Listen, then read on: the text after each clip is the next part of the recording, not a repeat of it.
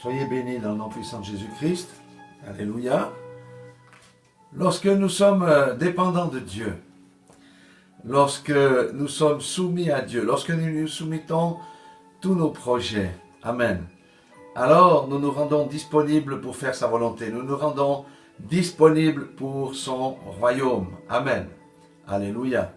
Que ton règne vienne sur la terre comme au ciel. C'est ça que nous désirons tous. Bienvenue dans le ministère de la préparation de l'épouse glorieuse de Christ qui marche sur combien de jambes? Sur 2 jambes. La repentance et la sanctification. Amen. Ce matin, le Seigneur a mis sur mon cœur un message très spécifique. C'est enrôler.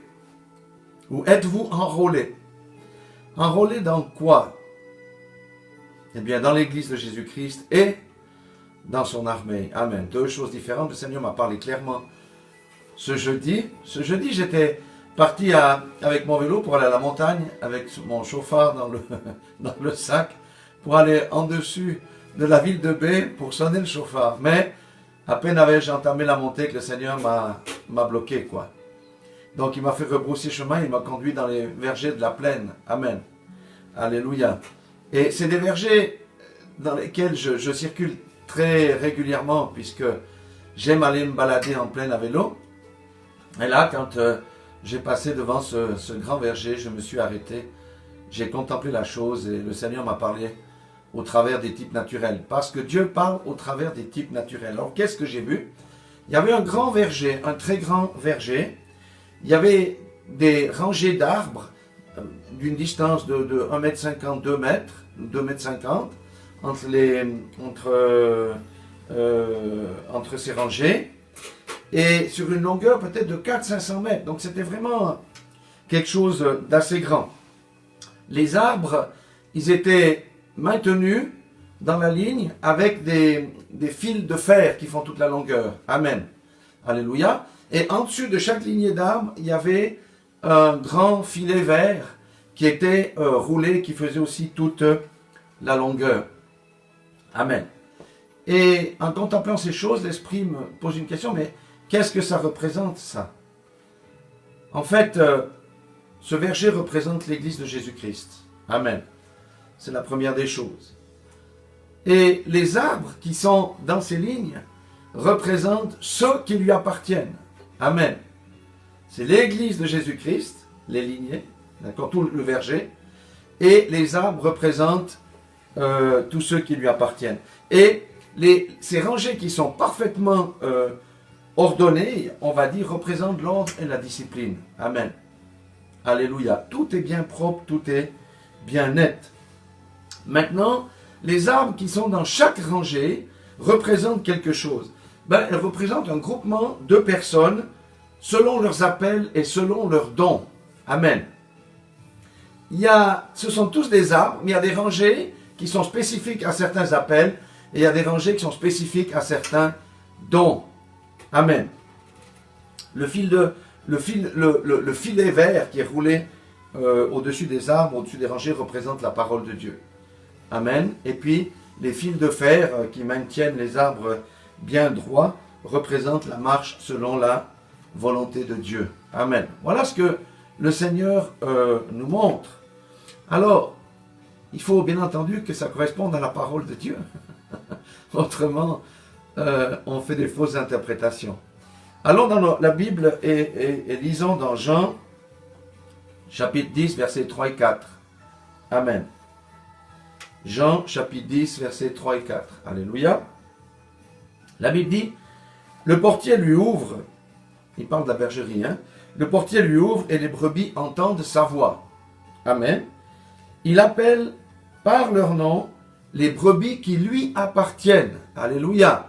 Il appelle par leur nom les brebis qui lui appartiennent. Donc dans cette bergerie, il y a des tas de brebis, mais il y a certaines qui lui appartiennent et les autres ne lui appartiennent pas.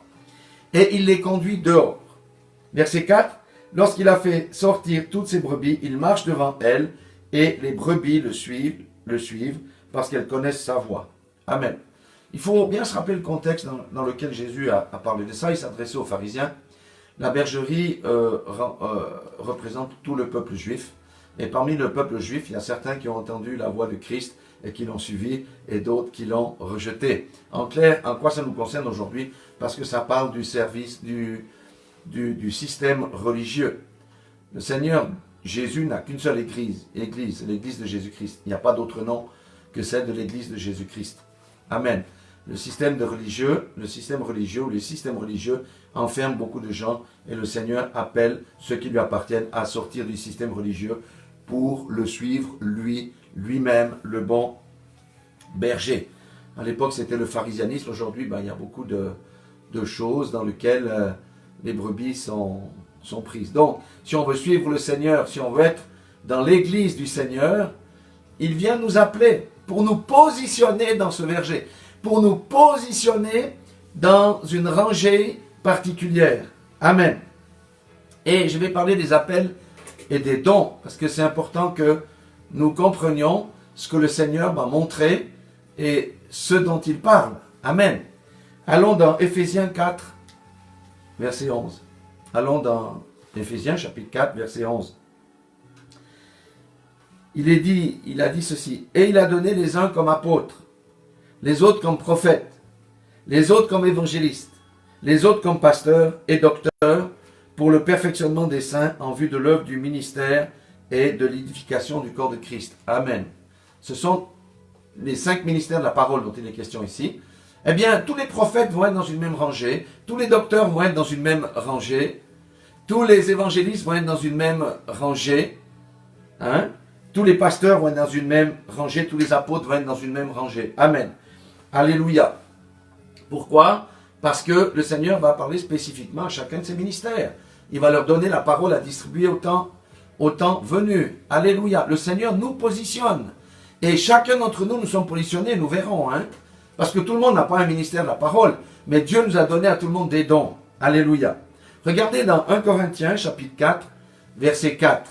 Donc, nous voyons déjà dans ce verset la rangée des pasteurs, la rangée des prophètes, la rangée des apôtres, la rangée des évangélistes, des docteurs, etc. Donc, tous ces gens-là sont bien alignés. Parce que, pourquoi? Si je prends le cas des prophètes, on ne peut pas avoir un prophète qui prophétise la part de Dieu en indiquant le nord à son peuple, et puis il y a d'autres prophètes qui prophétisent le sud. Non, le Seigneur va donner la même parole à tous ces prophètes, parce qu'il y a convergence dans le plan de Dieu. Amen. Alléluia. 1 Corinthiens chapitre 4, verset 4, qu'y a-t-il décrit ici? Ça concerne tout le monde.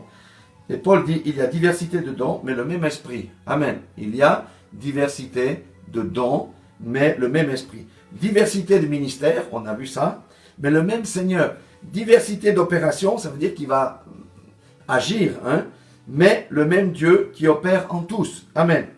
Or, à chacun, quand il dit à chacun, moi je suis dedans, vous qui me regardez, vous êtes dedans, les brebis sont dedans. Amen. Elles font partie du chacun, à chacun. Vous voyez? Or, à chacun, la manifestation de l'Esprit est donnée pour l'utilité commune. Je dis à quelqu'un aujourd'hui, si tu fais partie de l'épouse de Christ, tu dois être utile à quelqu'un pour l'utilité commune. Ta position fait que tu es utile à quelqu'un. Vous comprenez ça? Là, je répète, si tu fais partie de l'épouse de Christ, tu as une utilité pour le bien des autres membres du corps de Christ, selon ta position. En effet, à l'un est donné par l'Esprit une parole de sagesse. Est-ce que nous avons tous des paroles de sagesse? Non! Tous ceux qui sont dans la ligne, qui ont ces dons-là, vont recevoir des paroles de sagesse. Alléluia! À un autre, une parole de connaissance. Est-ce que nous avons tous des paroles de connaissance? Non! Mais ceux à qui donner, ils sont positionnés dans le verger de Dieu, tous dans la même ligne. Alléluia! Parce que Dieu travaille les dons. Amen. Selon le même esprit. À un autre, la foi. Est-ce que nous avons tous le don de la foi? Le don de la foi, c'est pas juste croire. Le don de la foi, c'est vraiment croire que ce qui compte la bouche là, va se réaliser. Le don de la foi marche souvent avec le don de guérison des malades. Amen. Par le même esprit. À un autre, le don des guérisons par le même esprit. À un autre, le don d'opérer des miracles. À un autre, la prophétie. À un autre, le discernement des esprits. À un autre, la diversité des langues. À un autre, l'interprétation des langues. Amen. Donc, vous voyez qu'il y a une multitude de dons. Ils ne sont pas tous notés là, Alors, je vous donne encore des dons qui sont moins connus tout à l'heure, mais que nous allons apprécier. Un seul et même esprit opère toutes ces choses, les distribuant à chacun en particulier comme il veut. Amen. Ceci m'amène déjà à dire quelque chose, chers frères et sœurs. Nous ne devons pas jalouser les dons des autres.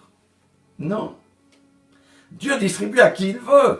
Pourquoi jalouser le don de quelqu'un? Si tu n'as pas le don de prophétie, ne jalouse pas ce don. Parce que si tu le jalouses à force de jalouser, le diable va venir te mettre des fausses prophéties dans ta bouche. Amen. Dieu n'est pas un Dieu de confusion. Dieu est un Dieu d'ordre et discipline. Rappelez-vous les rangées que j'ai vues. Tout est bien ordonné. Alléluia. Donc, ce qui est important de comprendre aussi, c'est que personne ne doit chercher à sortir de son appel pour entrer dans un autre appel, sauf s'il y a un ordre divin. Comprenez bien. Chacun doit rester dans son appel. Si les gens commencent à sortir de rangée, aller ailleurs, ça va être le désordre. Dieu nous a positionnés. Restons dans notre position jusqu'à ce qu'il nous change de position. Chacun doit rester positionné. Amen. Et puis, aussi une chose que j'aimerais dire ici, qui va être peut-être choquante, mais cessons de tout concentrer sur le pasteur, qui aujourd'hui est devenu un super-homme dans les assemblées modernes. Ça vient de Calvin, du calvinisme. Le calvinisme est sorti du catholicisme, mais il a appliqué le même système. Le pasteur est devenu un mini-pape. Normalement, il y a 5 ministères de la parole dans une église. Il n'y en a plus qu'un aujourd'hui. L'évangéliste dehors, le docteur dehors, le prophète dehors, l'apôtre dehors. Il n'y a plus que le pasteur qui domine sur tout. Ça, c'est pas biblique. Le Seigneur va, dans les temps qui vont venir, le Seigneur va remettre de l'ordre ici. Vous voyez? Et beaucoup de gens, par exemple, j'ai connu quelqu'un qui était un évangéliste puissant. Au lieu de rester comme évangéliste, parce que la vie d'un évangéliste, c'est pas facile, hein. Il faut aller sur le terrain.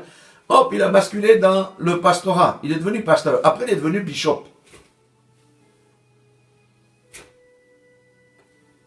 C'est foutu pour lui. Amen. Parce qu'il est sorti de son appel. Nous devons rester dans nos appels. Alléluia. Et surtout, dans les églises, que l'on encourage les brebis à découvrir leurs appels et leurs dons. Alléluia. Ça manque beaucoup dans le corps de Christ. Il faut qu'on encourage véritablement les brebis à découvrir quels sont leurs appels et leurs dons et à les laisser exercer. Amen. Alléluia. Donc, vous savez qu'il y a encore beaucoup d'autres dons. J'en nommerai 4 ici. Le don de libéralité, c'est un don. C'est pas donné à tout le monde d'être super généreux. Mais avec le don de libéralité, Dieu bénit aussi la personne pour qu'elle puisse donner. Alléluia. Il y a le don de consolation. Il y a des femmes, particulièrement les femmes, qui savent consoler ceux qui ont les cœurs brisés. C'est un don puissant. C'est pas un don spectaculaire, mais c'est un don qui soigne, qui guérit. Le don de consolation. Alléluia. Alléluia. Il y a le don de la présidence. Est-ce que tout le monde est à l'aise pour aller présider, je ne sais pas, une réunion de 200 personnes, ou même de 80 personnes, ou même de 15 personnes? Non, c'est un don. Alléluia, que Dieu a donné. Et aussi, il y a le don de prophétie. Je parle du véritable don de prophétie, pas la divination qui te donne le numéro de téléphone, la couleur de la culotte rouge que tu portes, que l'étage dans lequel tu habites. Ça, il faut laisser de côté ces choses-là. Mais la véritable prophétie. Prophétie, c'est parler de la parole de Dieu. Amen. Alléluia. Donc, le verger que j'ai vu, que le Seigneur m'a montré, chaque ligne représente des ministères. Chacun des ministères, d'accord? Il y a une ligne par ministère. Et il y a une rangée aussi pour chacun des dons. Amen. Vous savez que un prophète va aiguiser un autre prophète. Alléluia. Un pasteur va aiguiser un autre pasteur. C'est pourquoi ils sont dans la même ligne, dans la même rangée. Comprenons que Dieu est un Dieu d'ordre et de discipline. Et toutes ces rangées doivent concourir au bien de ceux qui aiment Dieu. Amen. Alléluia. Ceux qui sont dans le besoin. Pour ceux qui sont dans le besoin, le Seigneur va utiliser ceux qui possèdent le don de libéralité. Amen. C'est comme ça qu'ils seront utiles. Comme j'ai dit, ceux qui ont le cœur brisé, Dieu va utiliser les personnes qui ont le don de consolation. Un évangéliste, c'est quelqu'un qui a le feu. Comment je peux trouver la consolation dans quelqu'un qui a l'habitude d'aller au feu, au combat? Non, il faut un cœur disposé. C'est un don particulier. Amen. Oui, le fer aiguise le fer. Alléluia. C'est la parole que j'avais reçue pour mon mariage avec mon épouse. Du reste. Ceux qui ont le don de présidence, ils présideront les rassemblements, les réunions, etc. et ceux qui possèdent le don de prophétie exerceront sur l'ordre du Seigneur. Pas selon la chair, hein? Sur l'ordre du Seigneur. Parce que le Seigneur va leur montrer des choses, va leur dire des choses. Alléluia. Maintenant, je vous ai dit qu'il y avait encore deux choses. Les arbres étaient guidés par un fil de fer qui se trouvait à mi-hauteur. Amen. Et un filet qui était roulé au-dessus. Qu'est-ce que ça veut dire? Ici, on parle de la soumission à la parole de Dieu et à la volonté de Dieu. On a entendu avant, amen, la dépendance et la soumission, c'est exactement la même chose. Quelqu'un qui n'est pas dépendant de Dieu ne peut pas être dans le verger de Dieu, parce qu'il est rebelle à sa parole. Non, parce qu'il compte sur ses propres sources et il marche par la chair. Alléluia. Donc, regardons dans Matthieu 7, 24 qui va nous dire ceci. Quiconque, Matthieu 7, 24. Jacques dit la même chose, hein, mais ici j'ai choisi Matthieu comme ça, 7, 24. Quiconque donc entend ces paroles, les paroles de Christ que je dis, et les met en pratique sera comparé à un homme prudent qui a bâti sa maison sur le roc. Amen. Quand on n'écoute pas la parole de Dieu, on bâtit sur le sable. On peut bâtir une grande maison. Mais le vent arrive, l'eau arrive, la maison est tombée par terre. Amen. Alléluia. Oui, on ne peut rien construire sans Dieu. On ne peut rien construire sur un autre fondement que Dieu. On ne peut pas construire sur son intelligence, même pas sur son don. Vous voyez ce que je veux dire? Non. On doit être soumis à la parole de Dieu. Regardez Matthieu 7, 21, qui est juste un peu devant. Et le Seigneur met en garde, hein, il met en garde, il dit, ce n'est pas quiconque me dit Seigneur, Seigneur qui entrera dans le royaume des cieux, mais celui qui fait quoi? La volonté de mon Père qui est dans les cieux. Amen. Pour entrer dans le royaume des cieux, il faut faire la volonté de qui? De celui qui est dans les cieux. Amen. Je ne peux pas entrer dans le royaume des cieux en faisant ma propre volonté, en voulant présenter à Dieu une église selon ma propre chair. Ce n'est juste pas possible. Amen. Et il dit, plusieurs me diront en ce jour-là, Seigneur, Seigneur, n'est-ce pas en ton nom que nous avons prophétisé? Le Seigneur va dire oui. Et en ton nom que nous avons chassé les démons, le Seigneur va dire oui. Et en ton nom que nous avons fait plusieurs miracles, le Seigneur va dire oui. Mais qu'est-ce qu'il va lui dire? Il va leur dire, et alors je leur dirai ouvertement, je ne vous ai jamais connu, retirez-vous de moi, vous qui faites l'iniquité. Amen. Ils n'étaient pas de la bergerie du Seigneur. Ils marchaient pour leur propre compte, pour leur propre église, pour leur propre dénomination, et toutes ces choses, pour leur propre gloire. Le Seigneur dit, non, non, non, non, vous avez fait tout ça en mon nom, vous avez usurpé mon nom pour faire ces choses-là, mais moi je ne vous ai jamais connu, parce que vous n'avez jamais été soumis, vous n'avez jamais été dans mon verger, vous n'avez jamais été positionné dans mon verger, vous n'avez jamais été guidé par la parole, soumis à la parole. Vous êtes des rebelles. Allez dans les temps de feu que j'ai préparés pour le diable, les anges et ceux qui le suivent. Amen. Oui, c'est une parole effrayante. Alléluia. Alors, en conclusion de cette première interprétation spirituelle, le Seigneur nous dit, 1, il est temps de nous aligner sur la parole de Dieu. Aujourd'hui, on doit être aligné sur la parole de Dieu comme les arbres sont alignés. Amen. L'onction, vous savez que la Bible dit que la gloire de la seconde maison sera plus grande que celle de la première. L'onction qui va descendre est réservée à qui? À ceux qui sont alignés sur la parole et à ceux qui font la volonté de Dieu. Amen. Troisième des choses que le Seigneur nous dit, il est temps de vous séparer complètement du monde. Amen. Vous devez être totalement dépendant de moi. On l'a entendu en préambule. Amen. Alléluia. Il est temps de vous séparer complètement du monde et d'arrêter de clocher des deux pieds. Amen. Alléluia. Voilà ce que le Seigneur dit en parlant de son épouse. L'épouse de Christ n'est pas n'importe qui, c'est l'épouse de Christ. Mais avant d'être épouse, elle est encore fiancée. Hein? Amen. Mais une épouse qui n'obéit pas à son mari, on appelle ça comment? Une femme rebelle. Alléluia. Et est-ce qu'on peut être heureux avec une femme rebelle dans le foyer? Non. Qu'elle reste célibataire. Qu'elle fasse ce qu'elle veut. Amen. Oui à la dépendance de Dieu. Donc, L'épouse de Christ, c'est important de faire des choix maintenant. C'est important de faire des choix maintenant. Alléluia. Le temps est court, nous le voyons. Le temps est court, nous le voyons. C'est pourquoi nous sonnons le chauffard, nous sonnons la trompette de la repentance, de la sanctification, de l'alignement à la parole de Dieu. Parce que tout ce qui est fait de main d'homme ne subsistera pas dans les temps de persécution à venir. Tout ce qui est fait de main d'homme ne tiendra pas. Les églises seront fermées parce qu'il y a le problème des finances. Ou alors les églises vont rester ouvertes mais devront se compromettre avec les gouvernements. Il faut savoir ça. L'église de Jésus-Christ va subsister parce que son fondement est sur Christ. Mais pour ça, il faut payer le prix. Pour ça, il faut se mettre en ordre, il faut se mettre en ligne, il faut faire des choix. Le choix de faire ami avec le monde aujourd'hui, la fenêtre est en train de se rétrécir et la porte va bientôt se fermer. Ceux qui font le choix de rester amis avec le monde, on appelle ça les tièdes, et les tièdes seront vomis de la bouche du Seigneur. Ils sont à l'intérieur du Seigneur, dans son estomac. Hein? Mais quand l'estomac est dérangé, qu'est-ce qu'il fait? Il vomit. Amen. Nous connaissons ça. Lorsque nous avons l'estomac qui est dérangé, qu'est-ce qu'on fait? Hein? On met les doigts, ou bien des fois on n'a même pas besoin de mettre les doigts. Nous vomissons, c'est tout. Le Seigneur va faire ça à tous ceux qui font ami là, tous les tièdes. Moi, je ne veux pas être tiède, ni moi, ni ma famille. Amen. Moi, je ne veux pas être tiède, je veux être bouillant pour le Seigneur. Amen.